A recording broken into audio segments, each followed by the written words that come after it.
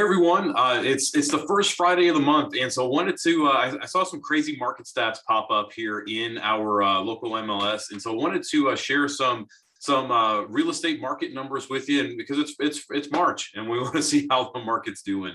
Let's jump right in and just look at a couple of things that really show what our real estate market is doing here in Middle Tennessee. First things first, I know everybody wants to know average sales price. What's the average home selling for? And I've got Davidson County, so that's Nashville pulled up.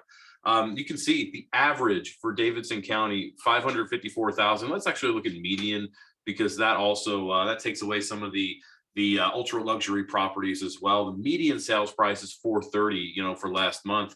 And guys, that's still trending upward significantly. I mean, you can see here it's up almost 27% over this time last year.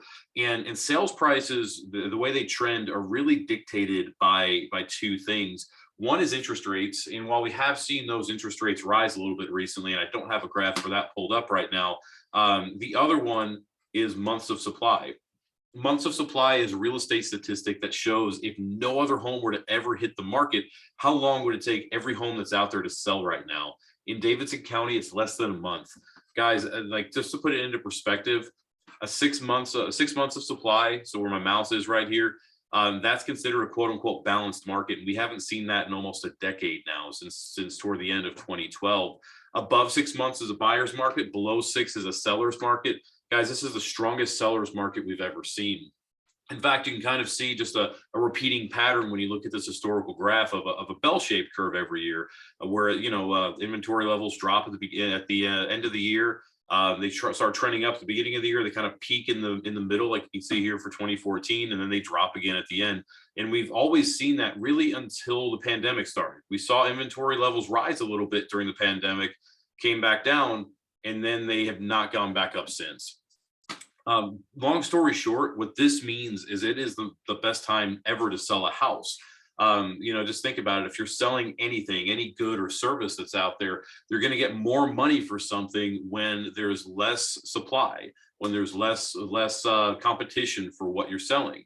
And you're going to get, obviously more money as well when there's more demand. This is showing all the demand that's out there, which again, it's unheard of demand. There might be some subtle signs of a market shift. We're not, here, I'll zoom in a little bit so it's a little easier to read. And let's look at this on like a rolling 3-month scale. What I'm pulling up right here is new listings, and we're not seeing it yet. We're not seeing new listings, start skyrocketing yet. In fact, again, if you look at especially the rolling scale, and you look at a 5-year or any type of trend, you can see it's a bell-shaped curve every single month. And yet this year we haven't started to see it go up yet. I mean, January and February, it was a decrease, just like last year, January and February, a decrease. And, again, there are some subtle signs of a market shift, like interest rates rising. That's going to impact demand. I'm seeing a few extra homes that are popping up as coming soon right now, but it's not enough to impact the numbers yet. Long story short, what I'm trying to get across to y'all is best time ever to sell a home. It's still a good time to buy because interest rates are still affordable despite trending upward a little bit.